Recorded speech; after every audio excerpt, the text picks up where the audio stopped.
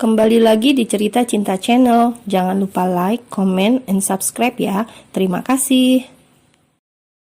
Sudah beberapa hari berlalu sejak kejadian itu, dan Bisma masih berpura-pura tidak tahu. Bisma sering memergoki Nara saat sedang menangis, namun secepat kilat Nara mengelaknya, dan ternyata Nara sangat pandai menyembunyikan lukanya. Itu yang membuat Bisma semakin tertarik dengan Nara. "Ada yang ketinggalan nggak?" tanya Bisma saat mereka sudah berada di dalam mobil. Seperti biasa, Bisma yang akan mengantarkan Nara ke sekolah dan menjemputnya. "Enggak," ucap Nara menggelengkan kepalanya. "Setahun lagi kan kamu lulus?" tanya Bisma dibalas anggukan oleh Nara. "Sekolah yang benar dan rajin, buktikan kepada semua orang yang telah menyakiti kamu bahwa kamu bisa sukses dan bahagia tanpa bayang-bayang mereka," ujar Bisma menyindir keluarga Nara, namun Nara tak menyadarinya. "Ah, siap Om," ucap Nara memberi hormat. Setelah sampai di sekolah, Nara segera bergegas dan menuju kelasnya. Sedangkan Bisma segera kembali ke rumah utama karena ada yang harus diselesaikannya. "Sal, muka lo pucat banget," tanya Nara yang melihat wajah Salsa begitu pucat. "Gua gak enak badan, Ra. Anterin gue ke UKS yuk.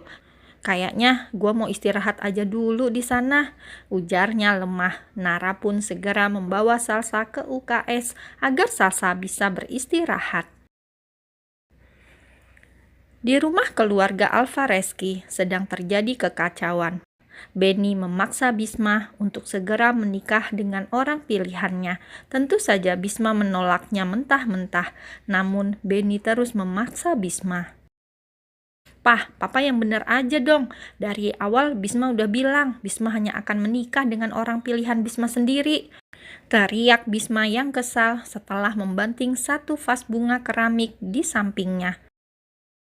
"Papa mohon Bis, bantu Papa sekali ini saja, turuti kemauan Papa sudah tua," ujar Benny lagi. "Enggak berulang kali Bisma tekankan lagi. Bisma tidak akan mau menikahinya," ujar Bisma lalu pergi meninggalkan ruang kerja. Benny terduduk di lantai, dadanya begitu sesak, kepalanya terasa sangat sakit dan pusing.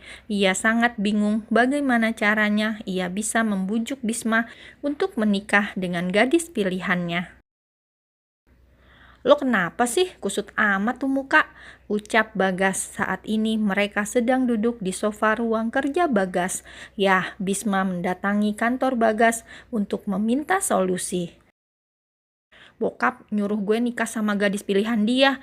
Bahkan ia sampai ngancem bakal coret nama gue dari daftar waris," kesal Bisma. "Hah, serius loh? Tumben bokap lo sampai maksa begini. Ada something nggak?" tanya Bagas penuh selidik, membuat Bisma terdiam. "Jangan-jangan bokap lo ada sesuatu atau apa gitu? Jadi maksa lo sampai kayak gini, karena setahu gue Om Benny kan bukan tipe orang pemaksa, apalagi ini menyangkut anaknya sendiri," sambung Bagas sambil menyeruput kopi. "Nggak tahu, gue pusing banget," ujar Bisma mengacak-acak rambutnya frustasi. "Terus hubungan lo sama si Nara gimana?" tanya Bagas penasaran. "Nah itu dia, gue udah ngerasa nyaman banget sama dia. Kayaknya gue udah mulai ada rasa sama dia, tapi bokap malah nyuruh gue nikah sama gadis pilihan dia. Apa nggak gila otak gue?" keluh Bisma. "Apa si Nara tahu lo akan nikah?" tanya Bagas pada akhirnya. Ia tahu bahwa mau tidak mau dia harus menuruti kemauan Benny karena baginya orang tuanya adalah segalanya. "Belum, gue gak tahu gimana bilangnya. Gue udah sayang banget sama dia, gue gak mau ngecewain dia. Hidup dia udah menderita selama ini dan gue lagi-lagi harus memberikan luka padanya," lirih Bisma. "Nara," panggil Arka saat bertemu di parkiran sekolahan. "Kenapa?" jawab Nara. "Lo ada hubungan apa sama om gue?" tanya Arka to the point. "Gue kemarin lihat lo ke kantor Om Bisma. Ngapain?"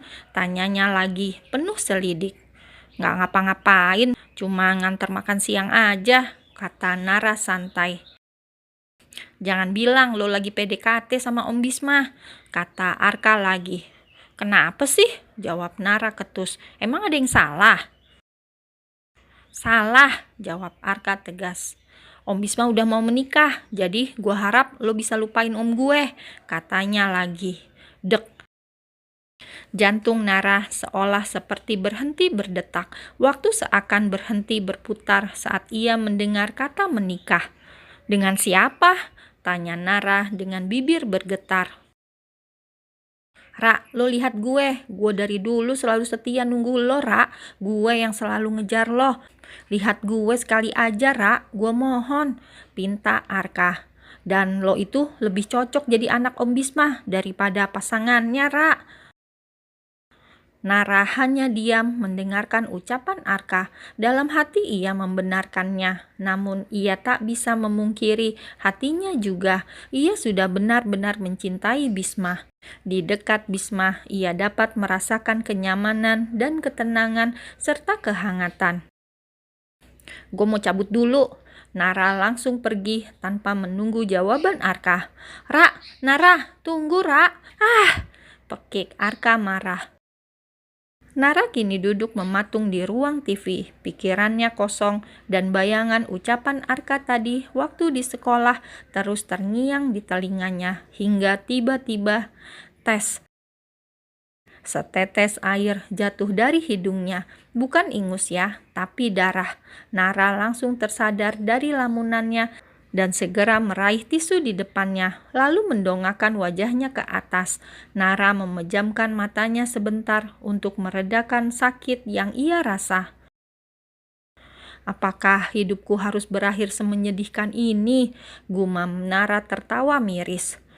Mami, Papi, kalau Nara udah nggak ada, apakah kalian masih akan mau inget sama Nara? Abang, Nara kangen sama abang. Isak tangis Nara mulai terdengar. Ia merebahkan kepalanya di bantal dan meringkukkan tubuhnya di sofa. Bang, Nara sendirian. Nara butuh abang. Nara butuh kakak. Nara terus bergumam sambil terisak, membuat sakit di kepalanya semakin menjadi. Nara bangkit dari posisinya dan segera berjalan menuju kamarnya untuk mencari penangkal yang selalu ia sembunyikan dari semua orang. Setelah meminum penangkal itu, Nara kembali merebahkan tubuhnya di kasur dan mulai memejamkan matanya agar bisa tertidur. Nara kangen sama Mami, Nara kangen sama Papi, Nara kangen sama Abang. Gumam Nara lirih berulang kali hingga suara itu semakin menghilang bersamaan dengan nafasnya yang sudah teratur menandakan bahwa ia sudah mulai memasuki alam mimpi. Tanpa Nara sadari, Bisma mendengar semua gumaman Nara sedari tadi, tapi Bisma tidak mengetahui bahwa Nara menyembunyikan penangkal dan mimisan. Cup! Bisma mengecup kening Nara dengan lembut, lalu menyelimuti tubuh Nara dengan selimut. Maafin aku Nara, karena aku sudah menyakiti kamu, Ra. Maafkan aku bila nanti aku akan masuk ke daftar orang yang kamu benci. Asal kamu tahu, Queen Nara Evangelista, kamu sudah berhasil merebut hatiku dan membuatku begitu mencintaimu. Namun sepertinya takdir berkata lain. Takdir sedang mempermainkan kita, sayang. Takdir yang mempertemukan kita, namun ia juga yang harus memisahkan kita. I love you, Nara, gadis cilikku yang mesum dan manja. Cup! Bisma kembali mengecup kening Nara dengan lembut, lalu pergi lagi dari apartemen.